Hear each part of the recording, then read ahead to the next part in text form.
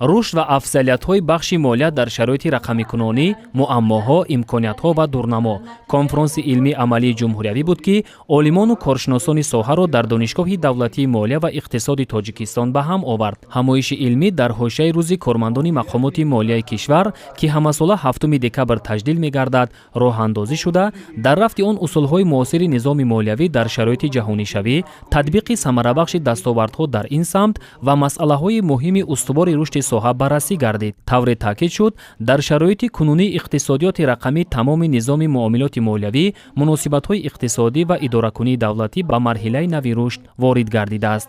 Ин раванд ҳамчун муҳаррики асосии рушди иқтисодӣ, омили устуворсозии молиявӣ, воситаи таъмини шаффофият, масъулият ва самаранокии сиёсати давлатӣ арзёбӣ мегардад. Бинобар ин омӯзиши масъалаҳои марбут ба рушди бахши молия дар раванди ташаккули ҷомеаи мутамаддин дорои аҳамияти хос аст, зеро бахши молия ҳамчун такягоҳи асосии нигоҳдории тавозуни иқтисодӣ метавонад ба истифодаи технологияҳои нави рақамӣ, низоми муосири пардохт, идоракунии шаффофият, банақшагирӣ ва назорати хароҷоту даромадҳо мусоидат намояд. Иброз гардид, ки ҷаҳони имрӯз бештар ба муомилоти ғайринақдӣ, бонкдории мобилӣ, хизматрасониҳои технологияҳои молиявӣ, воқеияти рақамӣ ва таҳлили боэътимод такя мекунад.